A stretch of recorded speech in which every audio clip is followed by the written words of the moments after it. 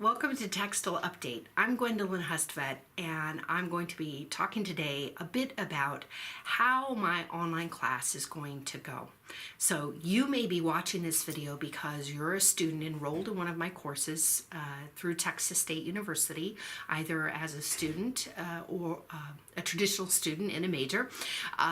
Well, like all students have majors, but versus a student in continuing education who may be enrolled and receiving this through a non-credit kind of format. So both students are valuable and interesting. And I want to talk a little bit about my goals for the class so that you can get a feel for what's going to be happening. I think the really important thing that I want to talk about right now is the goals and objectives for the class. So if you look at the official documents, upon completion of the course, the student will be able to discuss textile fibers, basic yarns, and fabric construction techniques, develop the ability to identify fabrics according to construction, dyeing, printing, or finishing techniques, develop a professional approach to the selection of textiles for end-use consumption of apparel, home furnishings, and selected industrial products. And number 4, communicate with consumers about the use and care of textile products. So you'll notice nowhere in there does it mention chemistry, right? Nowhere in there does it mention science or engineering or agriculture. But in fact, in order to achieve each of these objectives for you as a student, we are going to delve into all of those topics. And I want to share with you how I kind of summarize those objectives, because I think that it's students know that professors are going somewhere with the, I have a goal and I'm driving towards something with the class, but it can be referring to the objectives can be long and cumbersome, right? And they kind of sound similar.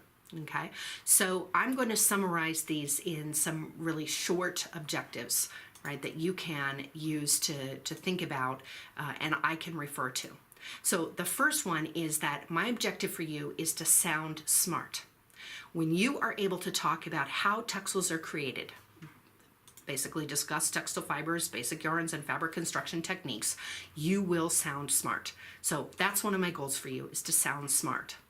Now, when you have developed the ability to identify fabrics according to the construction, dyeing, printing, and finishing techniques, you will look smart. And you will especially look smart when you're able to identify fabrics by name. Now, many of you have obtained your a swatch kit that goes with the course. I'm recommending the one from Textile Fabric Consultants this year. May recommend one in the future from somewhere else, but that's the one I'm recommending right now. And so you will actually get to interact with all these swatches, but just touching them or looking at them isn't the same as actually being able to identify them by name. So what makes one textile different than another? It turns out it's the construction, the dyeing, the printing, or the finishing techniques. So when we understand those things, then we look smart when we're able to identify the fabrics by name.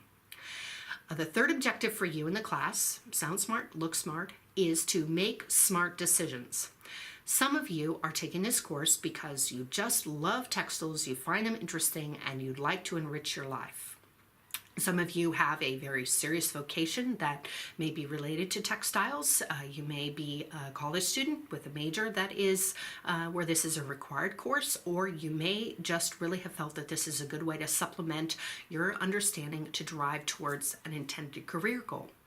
And in any case, being able to pick the right fabric for the, quote, job, the end use, will basically is the result of a professional approach to the selection of textiles. So I want you to sound smart, look smart, make smart decisions, and lastly, give smart advice. I want you to be able to tell people how textiles needed to be treated in order to do the job that you chose them for.